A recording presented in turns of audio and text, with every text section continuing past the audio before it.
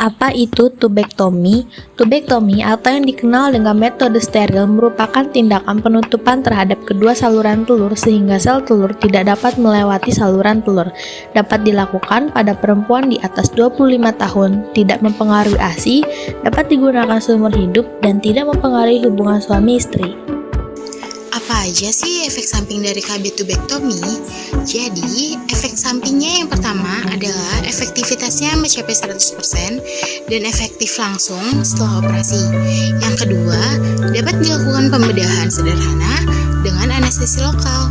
Yang ketiga, tidak mempengaruhi seksual. Yang keempat, tidak mempengaruhi proses menyusui. Yang kelima, tidak memiliki efek samping jangka panjang. Yang keenam, mengurangi resiko kanker ovarium. Dan yang terakhir atau yang ketujuh adalah tidak melindungi dari IMS. Indikasi yang dapat melakukan tubektomi. 1. Usia termuda 25 tahun dengan 4 anak hidup. Kedua, umur 30 tahun dengan 3 anak hidup. Ketiga, umur 35 tahun dengan 2 anak hidup. Keempat, yakin telah mempunyai keluarga dengan jumlah yang diinginkan. Kelima, ibu pasca persalinan. Keenam, pasien paham dan setuju dengan prosedur tubektomi, terutama pengetahuan pasangan tentang cara-cara kontrasepsi ini dengan risiko dan sifat permanennya kontrasepsi ini. Kontraindikasi yang tidak dapat menggunakan tubektomi sebagai berikut. Yang pertama, ibu hamil. Lalu yang kedua itu ibu yang mempunyai bangkit paru-paru. Yang ketiga, ibu yang mempunyai bangkit jantung. Lalu yang keempat, mau punya anak lagi. Yang terakhir, kelima, sedang terjadi pendarahan bervagina.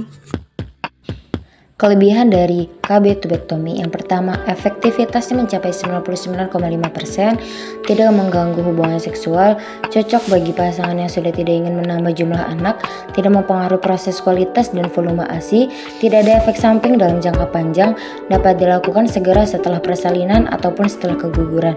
Secara psikologis, akan merasa nyaman dalam kehidupan seksualnya karena tidak khawatir akan terjadinya kehamilan. Kekurangan KB tubektomi: kesuburan tidak dapat kembali dengan cepat, tidak melindungi klien dari IMS, HIV, dan AIDS, bersifat permanen sehingga tidak bisa kembalikan kesuburan seperti semula. Diperlukan konseling dan informed consent. Rasa tidak nyaman jangka pendek akibat prosedur operatif hanya dapat dilakukan pemasangan oleh tenaga kesehatan. Cara kerja laparoskopi dan mini laparotomi. Laparoskopi, cara kerjanya, teknik ini dapat dilakukan pada 6-8 minggu pasca persalinan atau pasca keguguran atau tanpa komplikasi. Lalu, mini laparotomi dilakukan dengan membuat sayatan kecil atau sekitar 3 cm, baik pada daerah perut bawah maupun pada lingkar pusat bawah. Pengambilan tuba dilakukan melalui sayatan kecil. Setelah tuba didapat, kemudian dikeluarkan, diikat, dan dipotong sebagian. Setelah itu, dinding perut ditutup kembali. Hal-hal yang harus diketahui dalam pemasangan KB tubektomi. Yang pertama adalah dukungan dari suami atau dari keluarga. Pemasangan tidak dapat dilakukan bila pasien hamil atau menstruasi. Harus menjaga luka operasi tetap kering. Bersenggama boleh dilakukan setelah 1 minggu atau bila pasca keguguran. Senggama baru boleh dilakukan setelah 40 hari. Lakukan kunjungan pemeriksaan rutin antara 7 dan 14 hari setelah pemudahan atau bila ada keluhan.